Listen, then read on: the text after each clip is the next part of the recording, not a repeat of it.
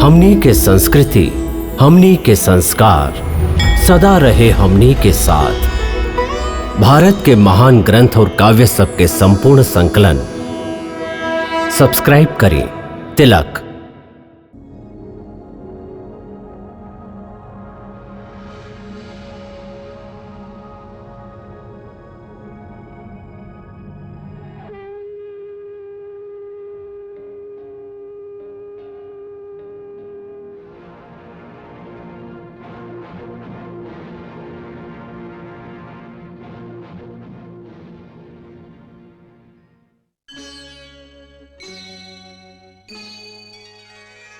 कृष्णा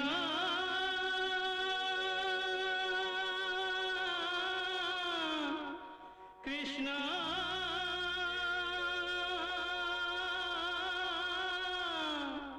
हरे कृष्णा हरे हरे।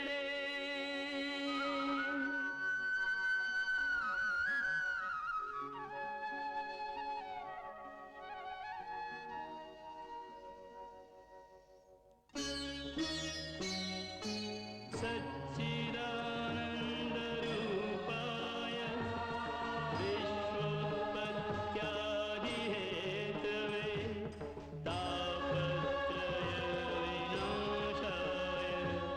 श्रीकृष्णाय वयं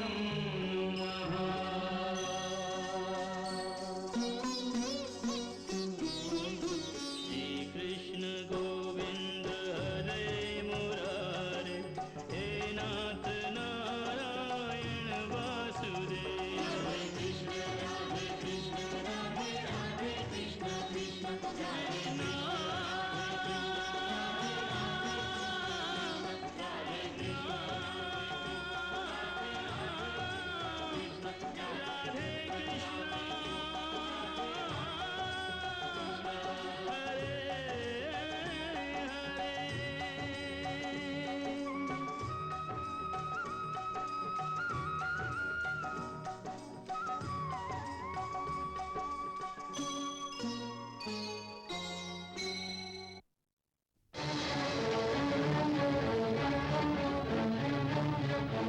देवकी के आठवां बालक जब कंस के हाथ ना आयल तब क्रोध के मारे वो आज्ञा दे देलस कि पिछला 2 महीना में जितना लइकन पैदा भइल बाड़न सबके मार दिहल जाए। हमरा राज्य में 2 महीना से कम आयु वाला कोनो लड़का जीवित न रहे के चाहिए। तब ओकर सैनिक बेचारी प्रजा पर शिकारी कुत्ता लेखा टूट पड़लन।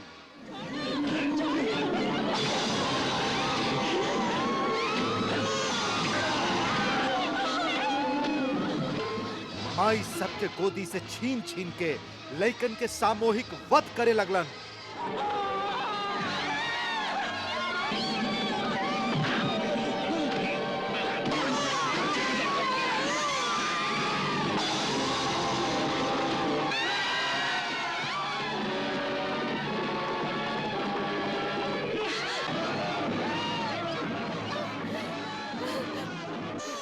हे भगवान, भगवान तोहर रक्षा करस।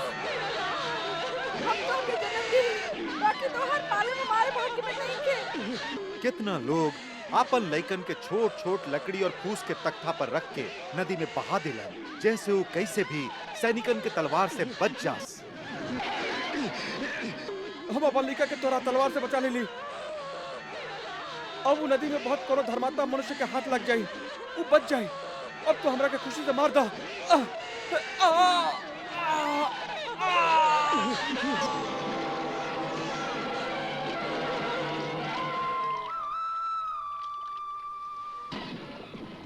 ओहर जब कुछ सैनिकन के ई पता चलल कि गोकुल में भी एगो लइका के जन्म भइल बा, तब ऊ ओकरा के मारे गोकुल पहुंचलन।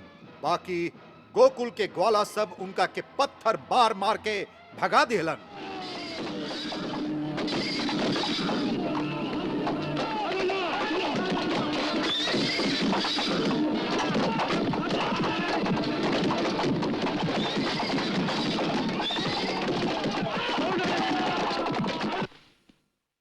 का कहा तारा? तू लोग सेना के भगा दिला? ऊ यशोदा काकी के बेटा की मांगत रहे। काहे? काहे कि ऊ ओकर वध कइल चाहत रहे। हमके और हमार बेटा के कौनो दूसर राज्य में भेजती ही। अब हम यहाँ ना रह। यशोदा काकी, ऐसे हम लोगन के अपमान मत करी। कंस के हाथ चाहे कितना लंबा होके, बाकी हम लोगन के रहते ऊ हम लोगन के गोकुल के राजकुमार तक ना पहुंच सकी। आज हमार ग्वाला भाई ओकरा के ठीक समय पर चेतावनी दे दिलन। नंदराय जी, बुद्धिमानी तो यह कहता कि जहां तक हो सके राजा से बैर ना बढ़ावे के चाहिए। यही से हम बड़का भैया देवदत्त के बात से सहमत हैं कि पुराण रिवाज के अनुसार नंद राय जी के पुत्र जन्म के अवसर पर राजा से आशीर्वाद लेवे खातिर उपयुक्त भेंट लेके महाराज कंस के सेवा में अवश्य जाए के चाहिए। वही प्रथा के अनुसार जब नंद राय कंस के दरबार में अलन, तब कंस उनका के धोखा देवे खातिर उनका से बड़ा मीठ मीठ बात कैलस और उनकर भेंट स्वीकार कैलस। सुंदर, अति सुंदर। हम बहुत प्रसन्न भइली और आपके भेंट स्वीकार करत हई। नंदराय जी, आपके घर में बेटा के जन्म के समाचार सुन के हमार हृदय गदगद हो गई रहे। आपके हमरा तरफ से बधाई बा। ए अनुकंपा खातिर हम आपके आभारी हैं महाराज। अपना बेटा खातिर महाराज के आशीर्वाद प्राप्त करे के आशा लेके हम आपके सेवा में उपस्थित भइल हई। अवश्य अवश्य ब्रजराज के उत्तराधिकारी के हमारा आशीर्वाद अवश्य प्राप्त होई। ओइसे भी नंदराय जी खातिर हमरा मन में बड़ा मान बा। आप हमार बहनोई कुमार वसुदेव के रिश्ता में भाई लागिले और यही कारण से हम आपके भी आपन बड़ भाई ही मानिले। महाराज के हृदय कितना विशाल बा। आज आप अपन सेवक के मान बढ़ा दिली। ना नंदराय जी ना, हम अपना सामंत के सेवक ना, आपन साथी समझिले। मथुरा के दरबार में सब गोकुलवासी के बड़ा आदर से देखल जाला। आप लोग तो हमार राज्य के समृद्धि के प्रतीक हैं। नंदराय जी, आपके घर में बेटा के जन्म के समाचार सुन के हमार हृदय गदगद हो गई रहे। नंदराय जी, बालक के जन्म कब भइल रहे? अष्टमी के रात के।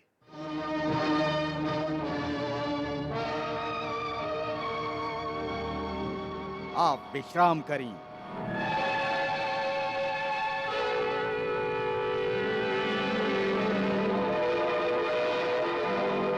वाह महाराज वाह, अति सुंदर। आप उनका के पूरा तरह से आश्वस्त कर दिली। चाणू, तू एक बात पर ध्यान देला। कौन बात पर महाराज? नंद के घर में ये पुत्र वही रात के भइल देह रात कारागार में देवकी के गर्भ से एगो कन्या के जन्म भइल रहे। वो रात बड़ा महत्व के रात बा। जे नंद के यहाँ संतान होके के कोनो आशा ही ना रहे, वही रात के वो नंद के घर में एगो पुत्र के जन्म होता। और वही रात के देवकी की गोदी में जे कन्या मिलतिया वो मानवी ना रहे। हाथ से छुटते वो अपन असली रूप धारण कर लेलस और वो भी यह कहलस कि तोह के मारे वाला जन्म ले चुकल बा। जानू, हमके पूरा विश्वास बा यह वो बालक है जे देवकी के 8वां गर्भ से जन्म ले बा। कारागार से निकल के कैसे वहां पहुंचल, के द्रोह कैलस, एकर पता लगावे के चाही चाणूर। अबे बात के पता लगावल असंभव बा महाराज। काहे कि वो रात बंदी गृह में जितना प्रहरी रहन जे ऐसन द्रोह कर सकत रहन, वो सब के आपके आज्ञा से हाथी के पैर के नीचे कुचलवा दिहल गइल बा। अब वो रात के कहानी सुनावे वाला केहू जीवित नहीं है। ओ जीवित ना रहलन, बाकी वो लइका हमार काल ता जीवित रह गईल। चाणूर, तू और कोनो बालक के तरफ ध्यान मत द। इहे जेकरा लोग नंद के बेटा समझत बाड़न, इहे ह जेकर हमके प्रतीक्षा रहल। और ए बात के हमके पूरा विश्वास बा। महाराज, यदि ये सत्य बा कि यह देवकी के 8वां संतान है, तो फिर चिंता कौन बात के? अब वो अकेला बालक से निपटल कौनो बड़ बात नहीं है। आप हम लोगन में से जिकरा आज्ञा देव, ये काम उहे कर दी। ना चाणूर ना, तू लोगन में से केहू भी वहां गईल तो गोकुल वालन के शंका हो जाई। हमरा विचार से तो ए समय खाली एक ही है जेकरा द्वारा ये काम आसानी से हो सकेला। के? पूतना। पूतना? हाँ, पूतना, बकासुर के बहन पूतना। महर्षि दुर्वासा के कृपा से वो बहुत मायावी विद्या जाने ले। वो इच्छाधारी है, आकाश मार्ग से जा सकेले, मन चाहल कोनो भी रूप धारण कर सकेले। गोकुल में ओकरा कोई भी ना पहचानी। बकासुर, तू आजे जाके पूतना के हमरा लगे आवे के कहा। तोहरा संगे हमार युद्ध में वो हम क्या अपन भाई बना के तुहार प्राण रक्षा कैले रहे। ओ रिश्ता के निभावे के समय आ गइल बा। ओकरा से कहा कि तुहार भाई के तुहार आवश्यकता आन पड़ल बा, और ओकरा से कुछ मत कहिया। हमरा लगे अइला के बाद हम ओकरा समझाई के लइका के नाश कैसे करे के बा। जा आई।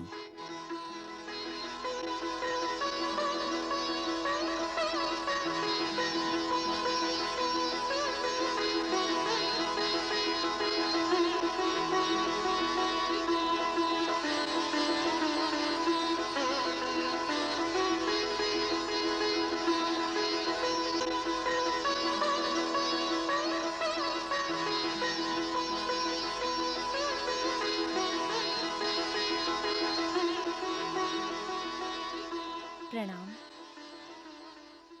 आप आयु में हमसे छोट हैं, बाकी वृष्णि वंश के महाराज शूरसेन के बहू और हमरा राजकुमार वसुदेव की पत्नी हैं। ऐसे आपके ना हमके आपके प्रणाम करे के चाहिए। आपके स्वागत बा गोकुलपति जी। गोकुल में सबे कैसन बाड़ान? और यशोदा भाभी कैसन है? प्रभु के कृपा से सब कुशल मंगल बा। और वो चली, भीतर के कमरा में चली। आई।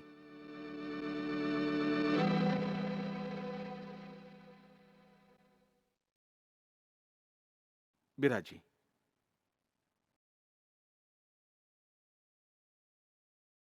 सबसे पहले आपके पुत्र जन्म के बहुत बहुत बधाई होगे। धन्यवाद। ये सब तो देवी माई के कृपा और गुरुदेव शांडिल्य के आशीर्वाद के फल है। आप सबके भी कारागार से मुक्त भइला पर बधाई होके। रोहिणी भाभी आपके प्रणाम कहले हैं, और आपके बंदी गृह से घरे आवे के शुभ अवसर पर बधाई दिले हैं। रोहिणी दीदी स्वयं कुशल से तो बाड़ी ना? और उनकर बेटा? उनकर बेटा? हाँ, उनकर बेटा कैसन बाऊ? ओह बालक के बारे में हम आपके एगो गूढ़ रहस्य बतावल चाहते हैं। असल में वो रहस्य देवकी भाभी के पता बा।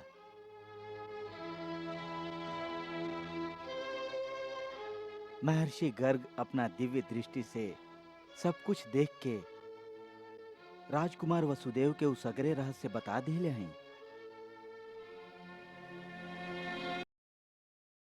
ओह, का देवीय चमत्कार रहे हो। हम सभे तो हतप्रभ हो गेल रही। रोहिणी भाभी तो इतना घबरा गेल रही कि जाने का कर बैठती। गुरुदेव शांडिल्य सब बात के समाधान करके उनका के शांत कैलन। तब कहीं जाके उनकर मन स्वस्थ भइल। भाभी चलत समय हमके आपके खातिर एगो संदेश दिले हैं। का? वो कहले हैं कि देवकी, हम तो खाली तोहरा बेटा के धाई हैं, वास्तव में वो तोहरे बेटा हा।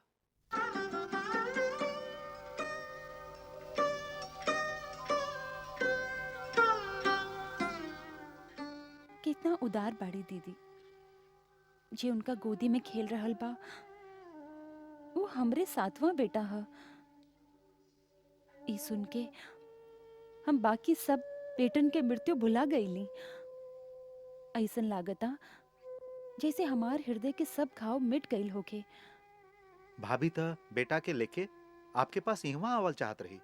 बेटा के यहाँ ले आवल चाहत रही? हाँ। ना ना, उनका से कहब कि ऐसन कब्बो ना करें। कंस भैया के यदि ई पता चल जाई कि हमार एगो बेटा अभी जीवित बा तो वो ओके भी जीवित ना छोड़ी हैं। रोहिणी दीदी से कहब कि वो आप ही के बेटा है, हमार ना है।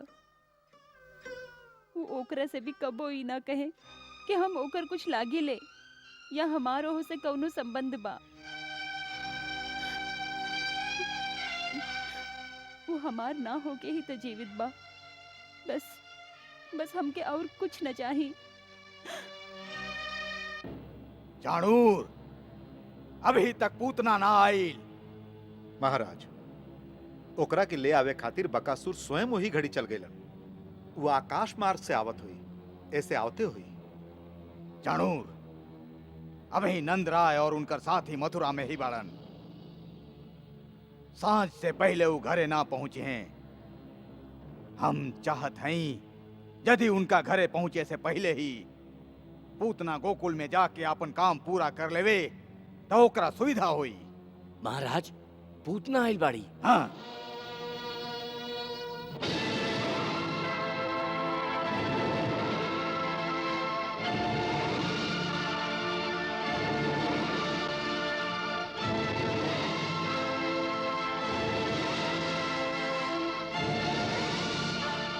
मथुरा नरेश के जय होके। का आज्ञा बा महाराज? पूतना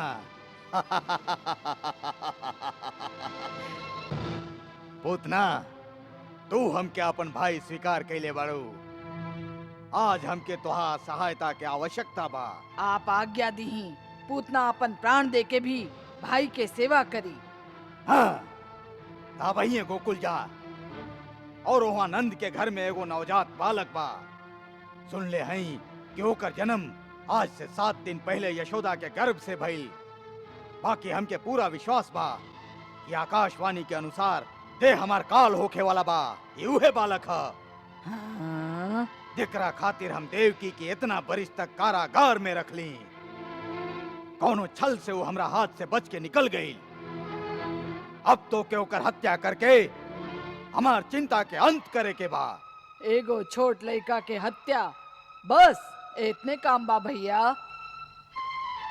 ए नन्हा लड़का कोनो साधारण लड़का ना है पूतना। यदि हमार अनुमान सच बा तो वो स्वयं विष्णु ही है।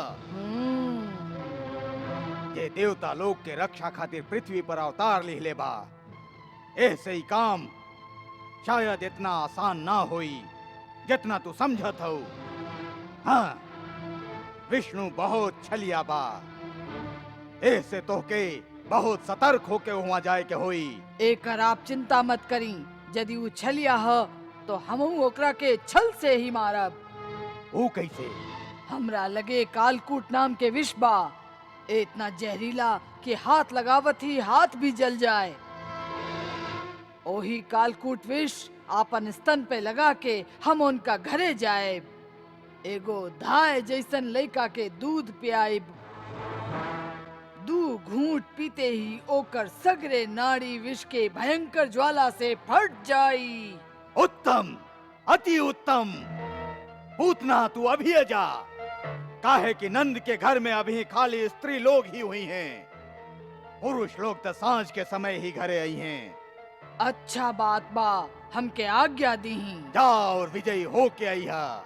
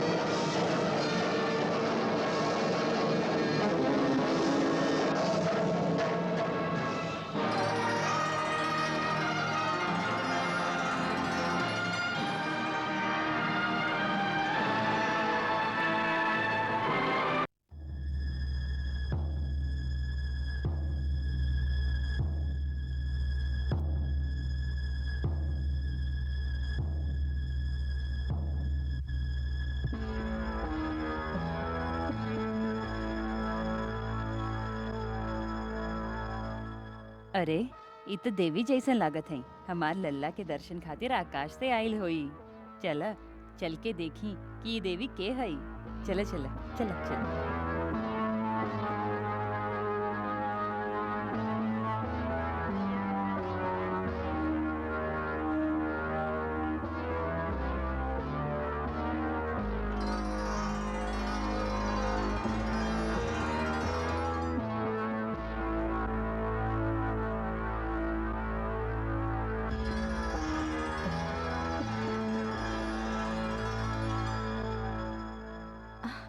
देवी, आप के हैं?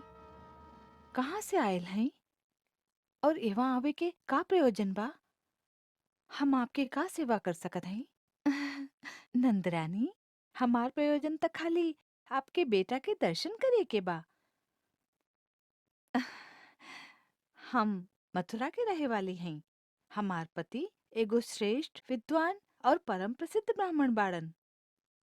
ऊ दिव्य दृष्टि से देख के हमके ई बतौलन कि नंदराय के घर में एगो महान आत्मा बेटा के रूप में जन्म लेहले बा, जेकर दर्शन बड़ा ही मंगलकारी बा।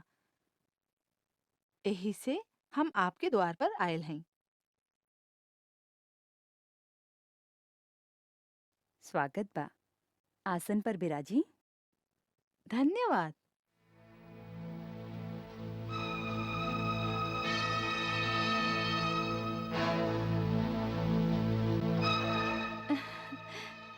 ब्राह्मण पत्नी है, ऐसे कौनो भेंट त ना दे सकी, बाकी तोहार बेटा के आशीर्वाद अवश्य दे सकत है।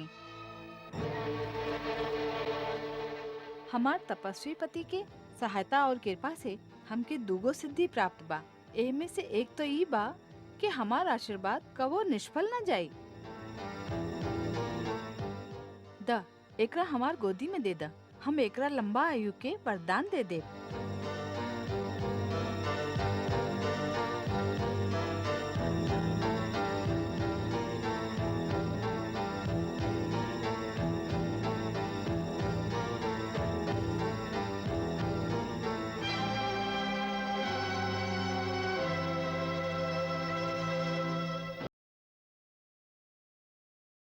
स्वागत बा।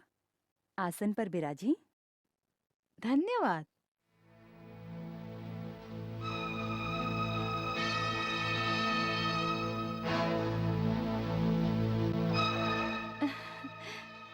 ब्राह्मण पत्नी है, ऐसे कौनो भेंट त ना दे सकी, बाकी तोहार बेटा के आशीर्वाद अवश्य दे सकत है। हमार तपस्वी पति के सहायता और कृपा से हमके दूगो सिद्धि प्राप्त बा। एमे से एक तो ई बा कि हमार आशीर्वाद कबो निष्फल न जाई। द एकरा हमार गोदी में दे द, हम एकरा लंबा आयु के वरदान दे दे।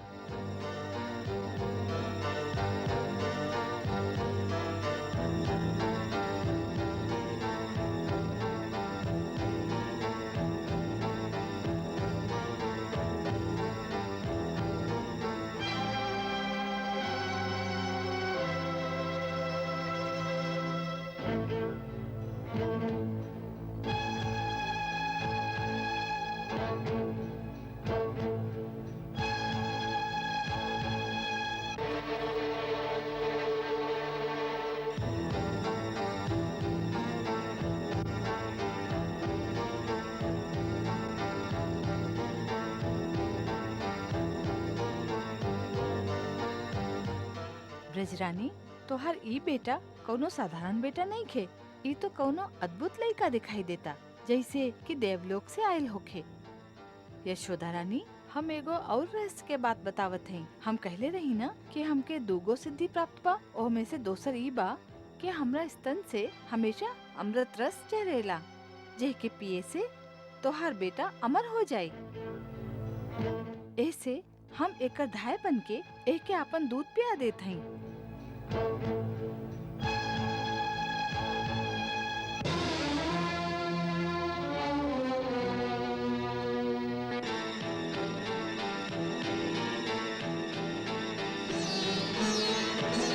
विष भरा दूध पिला रही प्रभु को बालक जान,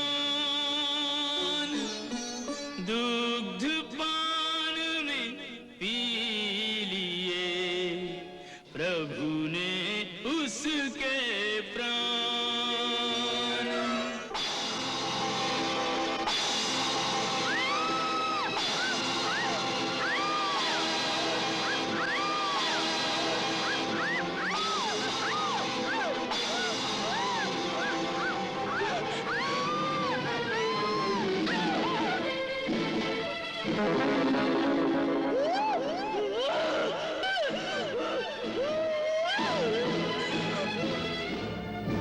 राक्षसनी, हमार लाल के राक्षसनी! बचावा, बचाओ बचावा, बचाओ बचाओ हमार लाल, हमार बचावा! लाल, अरे कोई बचावा, अरे बचावा,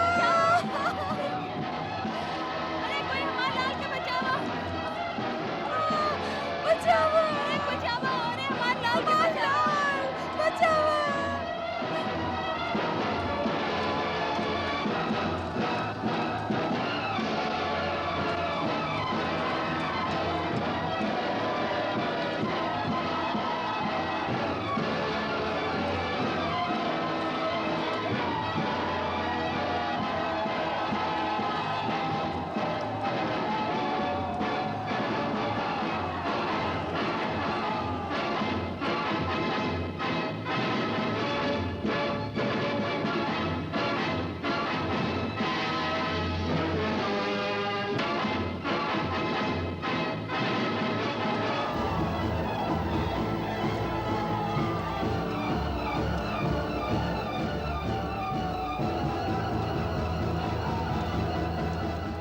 हमार लाल के बचावा, अरे बचाओ अरे हमारे लाल के बचाओ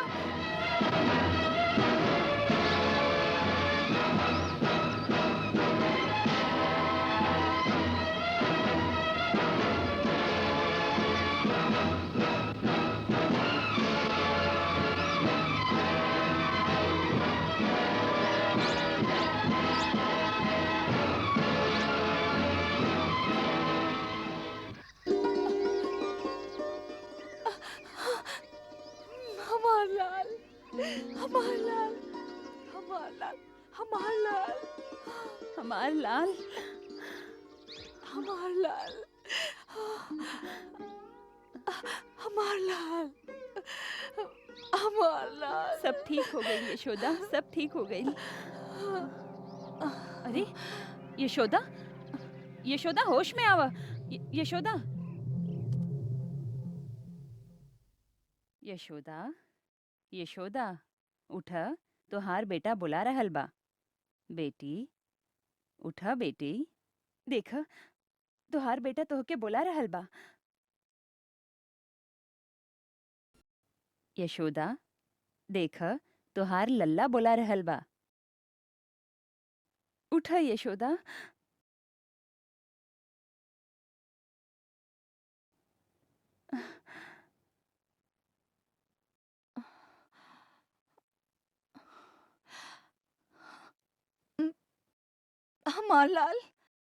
हमार लाल कहाँ गइल? वो राक्षस ने हमार लाल के ले गइल। हमार लाल यशोदा यशोदा अरे यशोदा हमके लाल के लेके जाए के बा। तोहार लल्ला इहमे बाड़न देखा तोहार लल्ला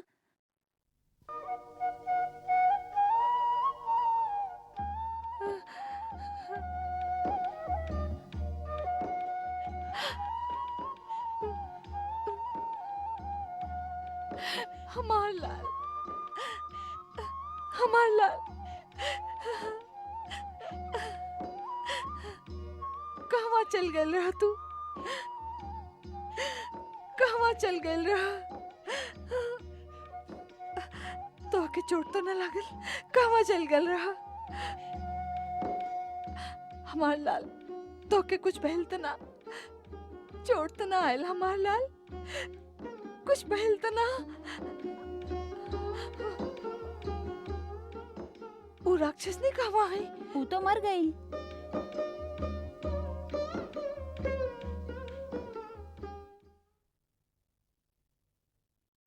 काकी काकी ये जे गांव में हम सुनली का वो सब सच बा? एकदम सच बा सबसे पहले अपने बेटा के हाथे ढेर सा दान कराव। नंदराय जी, कौनो बहुत बड़ ग्रह टल गई, फिर कुलगुरु शांडिल्य से कह के कौनो विशेष पूजा कराव। ऐसन विकराल राक्षसनी के हाथों बच गई, कौनो दैवीय चमत्कार ही बा। जरूर जरूर ही गुरुदेव के आशीर्वाद ही है। लल्ला तो ठीक बना। हाँ नंदराय जी, एकदम सुरक्षित बा, पूरा तरह स्वस्थ। लागता कि थाक गइल बा, अभी सुध जाई।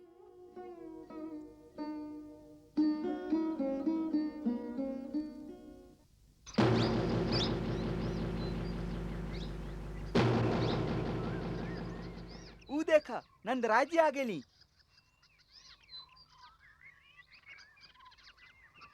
प्रणाम। प्रणाम। आवत घड़ी हम एकरे छाया गोकुल के तरफ जात देख ले रही। हमके का पता रहे कि हमरे बेटा को उठावे आवतिया। उठा के ते ले गेल रहे, बाकी ई मरल कैसे? ई समझ में नहीं आवत। भगवान की लीला है। शायद वही आवेश में हृदय गति रुक गई होखे। यह एगो बात संभव बा। बाकी बा चमत्कार। और सबसे बड़ चमत्कार तो ई भाई कि लल्ला के शरीर पर एगो खरोच तक ना आइल। और हम लोगन जब इहाँ पहुँचली तो ऊ मरल देह पर बड़ा आराम से खेलत रहन। नंदराय जी, ए विशाल देह के का कल जाए? एकर अग्निदाह तो करही के चाही, ना तो एकर दुर्गंध से पूरा वातावरण दूषित हो जाई। बाकी इतना बड़ चिता कैसे बनी? हमार विचार से 20-25 चिता बना के एकर शरीर के टुकड़ा करके ओमे डाल दिया जाए, यह उचित बा।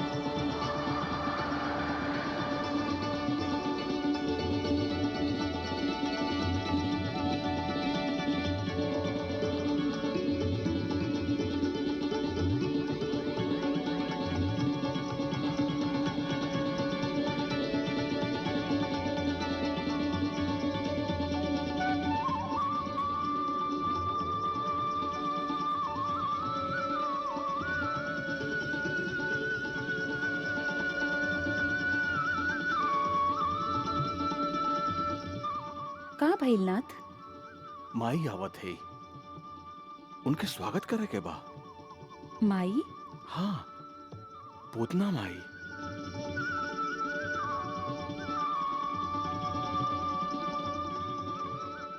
हमके दूध पिया के उ माई के पद प्राप्त कर ले लिहा। हम तब पिछला जन्म में ही उनका मातृत्व भावना के स्वीकार ले रही। पिछला जन्म में? हाँ, पिछला जन्म में ही। कब? हमार वामन अवतार के समय ओ जन्म में ये दैत्यन के राजा बलि के पुत्री रतनमाला रही। जब हम वामन के रूप में उनकर यज्ञशाला में पधरली तो उनकर हमार रूप अति प्रिय लागल और मातृत्व के भावना जागल।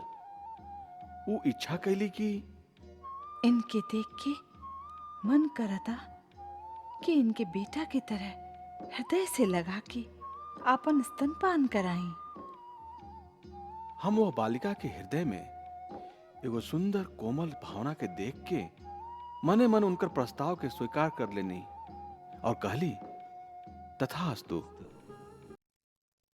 और जब हम बलि से प्रतिज्ञा करा के आपन त्रिविक्रम रूप धारण कैली और उनकर सब कुछ छीन लेली तो रतनमाला के हमरा पर बड़ा क्रोध आयल और उनका मन में दूसर शत्रुता के भाव उठल। यदि ऐसन छलिया हमार बेटा होखत त ओके हम दूध में मिला के विष दे देती। हम उनकर ओ इच्छा के भी स्वीकार कर लेली से ऐसे ए जन्म में एक साथ उनकर दोनों इच्छा पूरा हो गई। हमके विष भी पिला देली और अपन दूध भी पिला देली। बाकी वो आपके ऐसन भयंकर विष दिहली, आपके ओकर कौनो रोष नहीं खे? ना राधे, विष तो हमके ऐसा लागल जैसे माई प्रेम भरल क्रोध से अपना बेटा के पीटे ली, ओके तो चोट ही ना लागे। और ओकरा साथे माई के दूध तो ए धरती के अमृत है।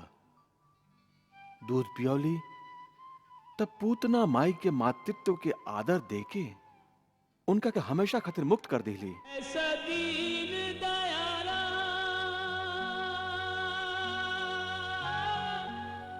ऐसा परम कृपाला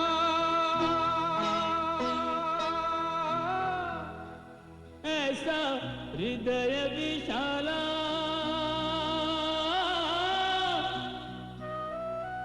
तुम सा कोई और नहीं, तुम सा कोई और नहीं।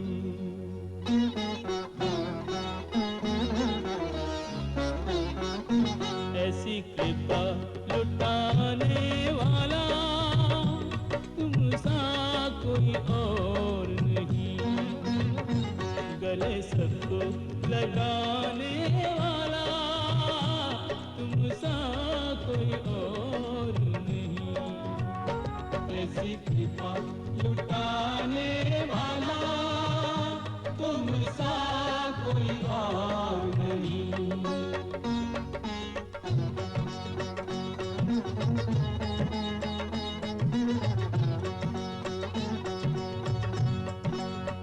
असुरी को सुरधाम पठाया, दूध पिए का मोल चुकाया। स्वामी ऐसा चलन तुम्हारा, जिसको मारा उसको तारा, जिसको मारा उसको तारा। ये वचन निभाने वाला तुम सा कोई और नहीं। ऐसी कृपा लुटाने वाला तुम सा कोई और नहीं। श्रीमन नारायण नारायण नारायण, श्रीमन नारायण नारायण नारायण, श्रीमन नारायण नारायण नारायण, श्रीमन नारायण नारायण नारायण, श्रीमन नारायण नारायण नारायण, श्रीमन नारायण नारायण नारायण, श्रीमन नारायण नारायण, श्रीमन जगदीश्वर नमो नमः, श्रीमन नारायण नमो नमः, श्रीमन जगदीश्वर नमो नमः, श्रीमन नारायण नमो नमः।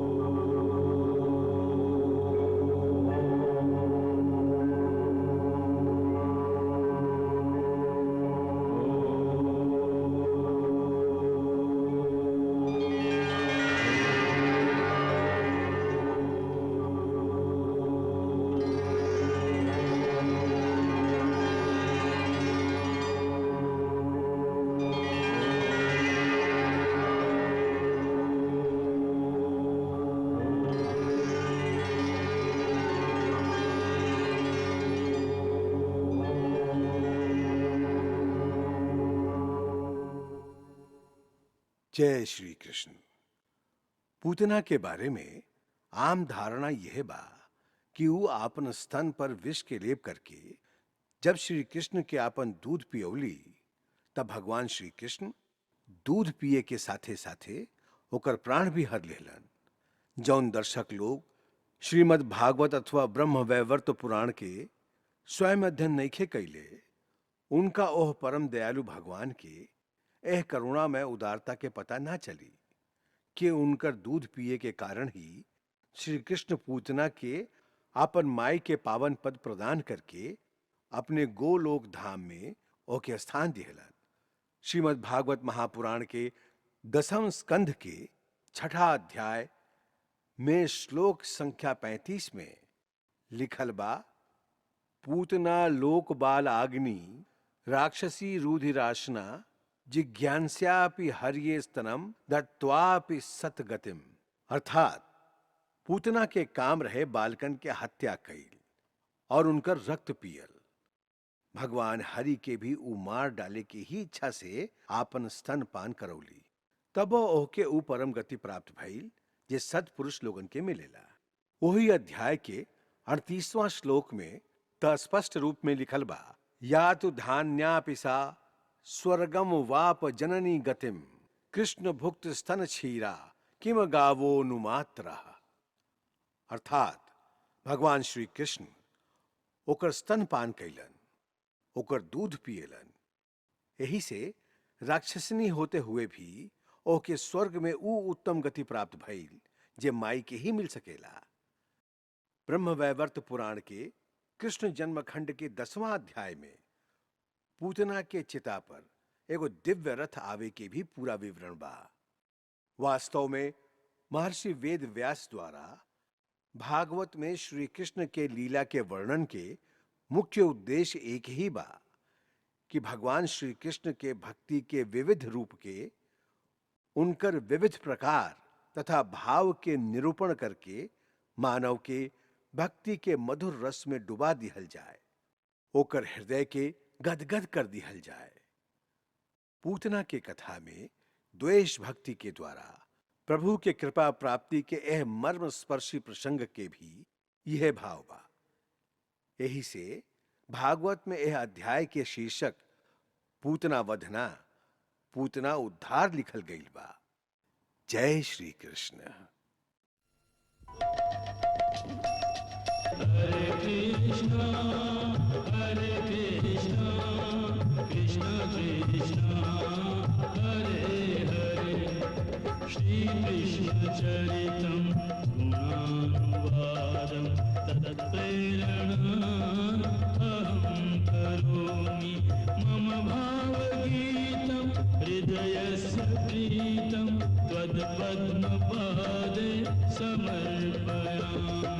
हरे राम राम राम हरे हरे, हरे कृष्ण कृष्ण कृष्ण हरे कृष्ण।